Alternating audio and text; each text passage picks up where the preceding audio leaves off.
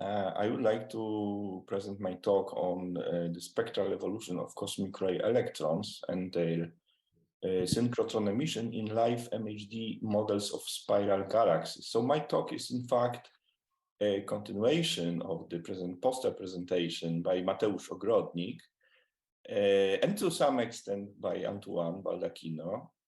The list of collaborators of my collaborators is below. So we have also Dominik Wultański, Nicolas Peszken, and I forgot to mention one person is Artur Gawryszczak from Warsaw in Poland. Okay, so let me start my talk with the reference to the great result by Gene Parker, who passed away recently.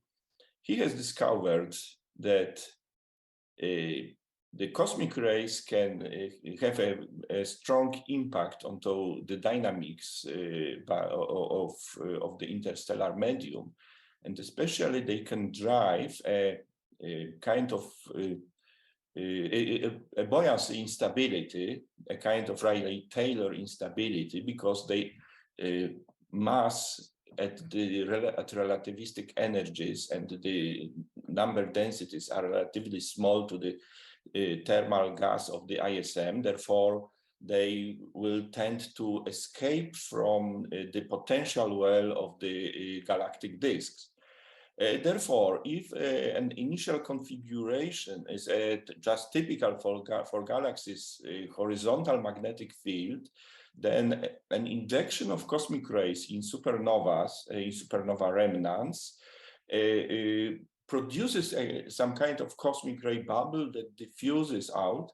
But before, I mean, the cosmic rays diffuse, equalize their distribution in the disk, they manage to develop some kind of magnetic loops that are illustrated here on the picture taken from Malcolm Longuer High Energy Astrophysics textbook.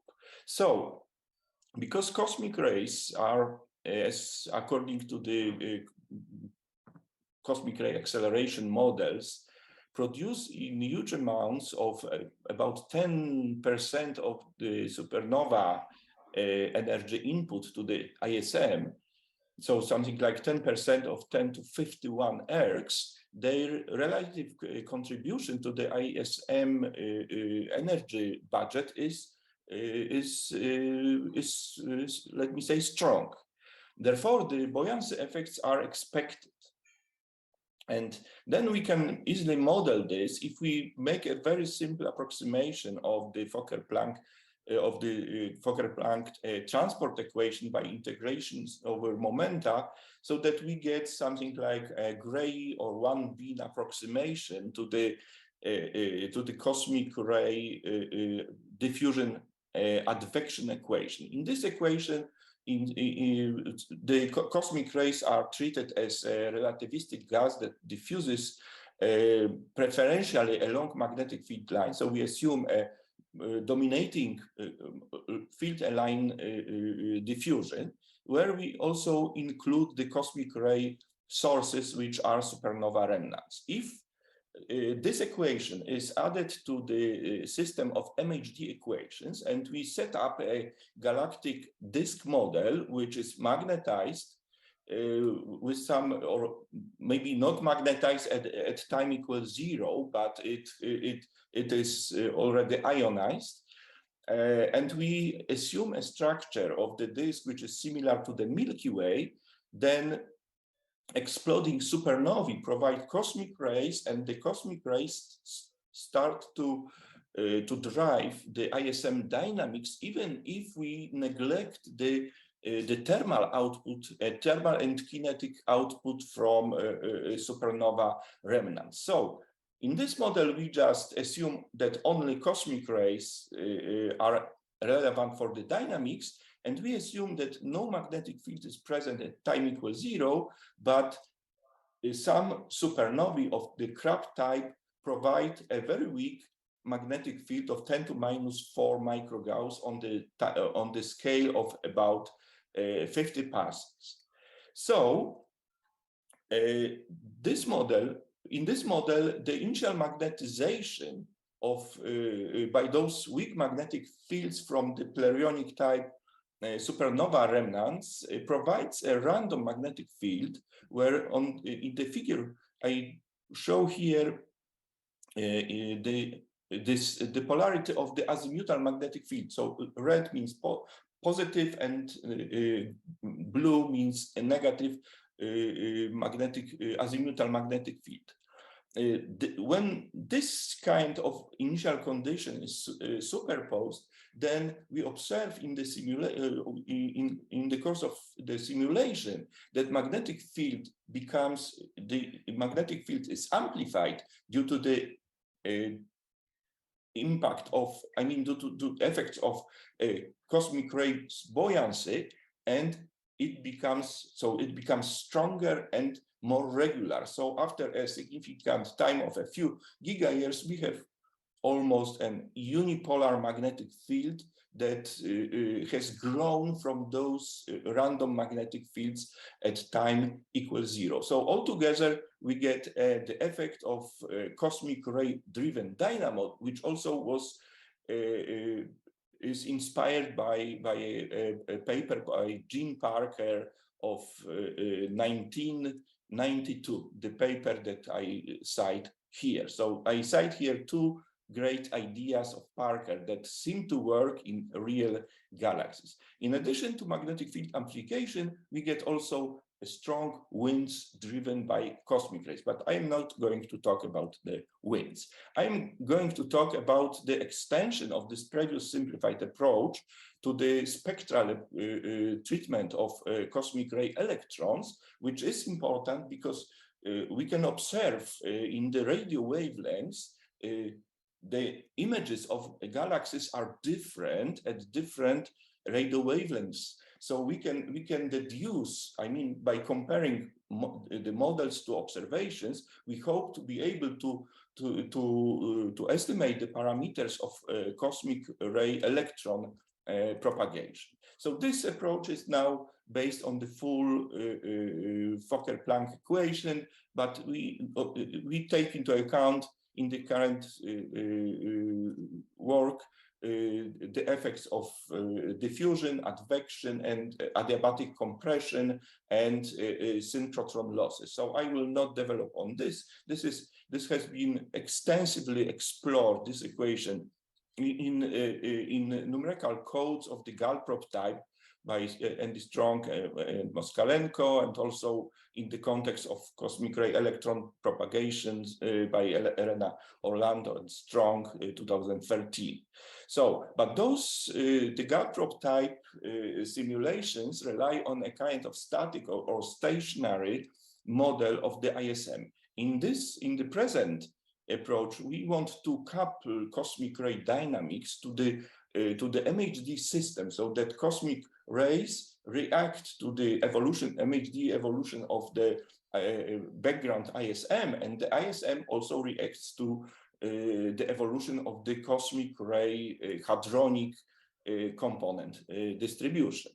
And the method is based on the Miniati Cosmos CR algorithm, which assumes that the spectrum is piecewise power law. We use the so-called two-moment approach, where we evolve the number density and energy spectral density of particles in a relatively small number of about 10 to 20 momentum beams. So such a small number of beams makes it possible to introduce this fourth dimension to the three-dimensional simulations, this momentum dimension. And we implemented this algorithm to our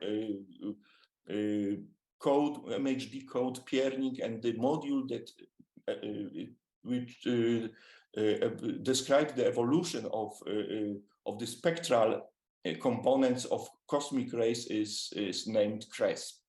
The paper is published last year, 2021, by Ogrodnik et al. And now we assume a model, the model that Mateusz has already presented, of the galaxy similar to NGC 891. which has been presented in the poster. So basically, we take the available parameters of the galaxy, assume no thermal feedback, but only the cosmic ray feedback on the galactic ISM evolution. We assume that supernova remnants inject 10% of the explosion energy in the form of cosmic ray protons.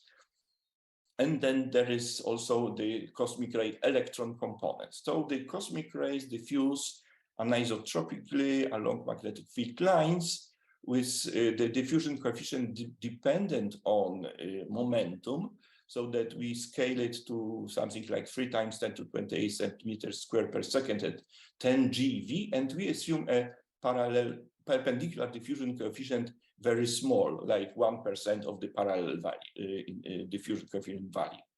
We take the Eulerian grid with some kind of adaptive mesh refinement, but it is used only in the static form here, so that we have a kind of nested grid implemented in the code to simulate the galactic disk with the higher resolution, and the rest, the halo, at some lower resolution.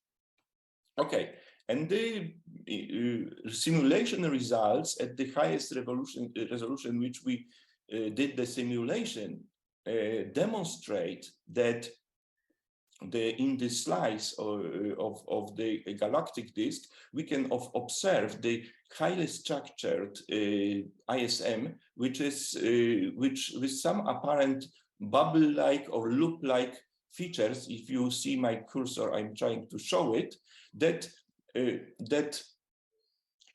are due to the buoyancy of cosmic rays. You can see also on the right plot, where I display the velocity, that those features in this bubble-like or loop-like features in density also show up as some places of the higher vertical velocity. So it means that cosmic rays act as some wind driving mechanism. So those loop-like features merge at some higher altitudes, and they contribute to the global galactic wind, which here is displayed in colors. And as you can see in the scale of the plot, that the order of 300 kilometers per second means that the wind is able to escape from the potential well, because the escape velocity is of the order of 300 kilometers per second.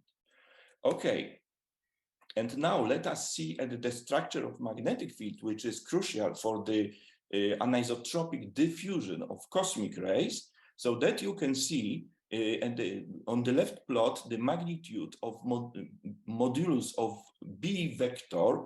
We can see that the magnetic field is highly structured. By the way, this mesh on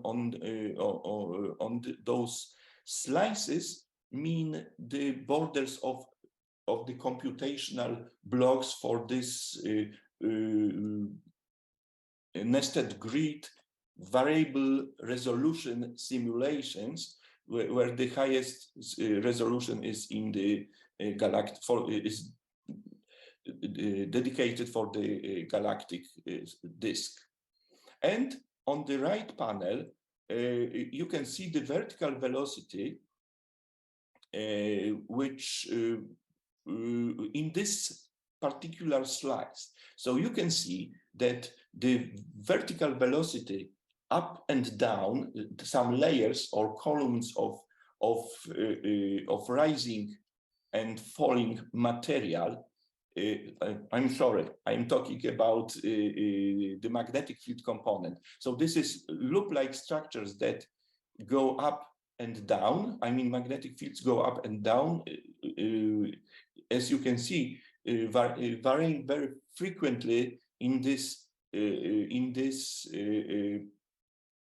plot. So it means that the vertical magnetic field component of a kind of a random character is present, And this is essential for the propagation of cosmic rays out of the disk. So even though the dominating magnetic field direction is horizontal, the cosmic ray dynamics drives vertical loops that extend to very high distances from the disk, and therefore some vertical component of magnetic field is present, which makes it possible to diffuse the cosmic ray particles very fast with the speed determined by the parallel diffusion coefficient.